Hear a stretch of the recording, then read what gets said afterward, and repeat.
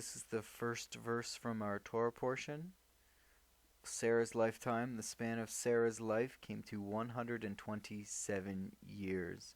In this video, we're going to look back on all of the names that Sarah had. There are 3 of them according to some.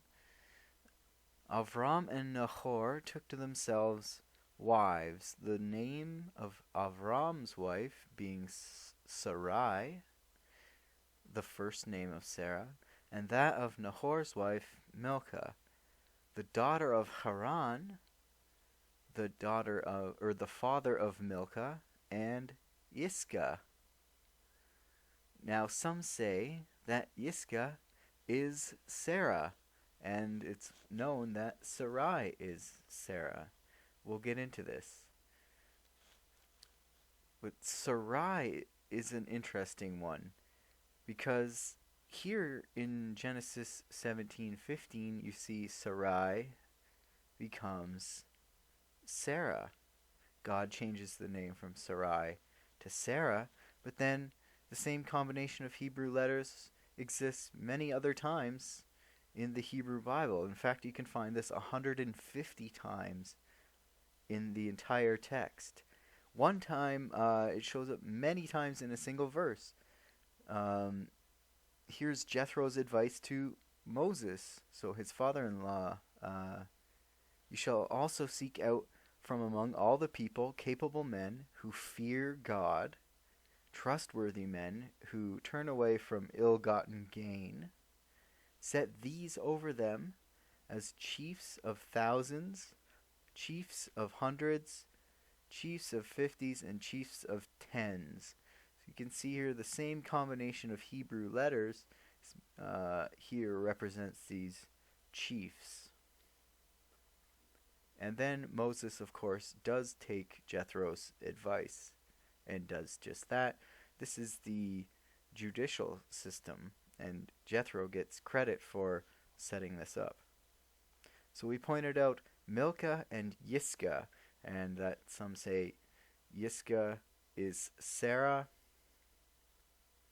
Yiscah and Malka are both 95 in Gematria, so that's kind of neat. They are sisters and they have the same value.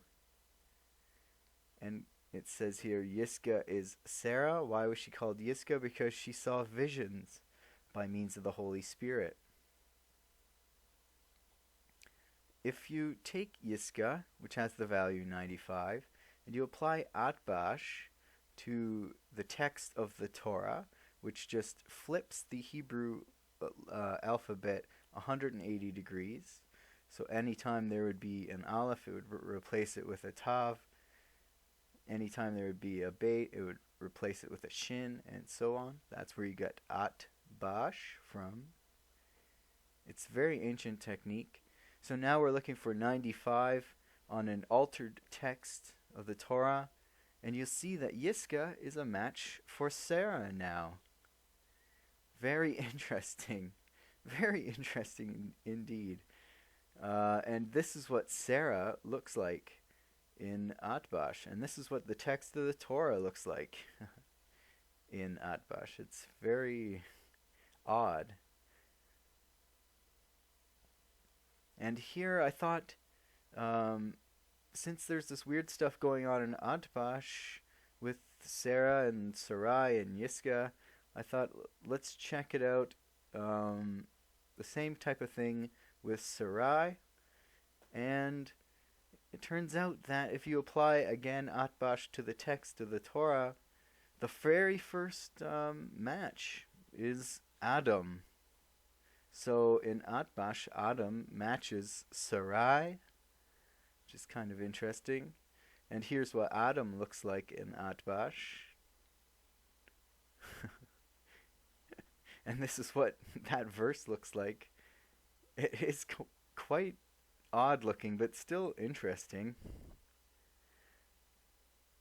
And it's kind of interesting as well to me that there's this connection between Sarai and Adam, given the other Atbash connections and things going on, because you can actually find Sarah and Adam many times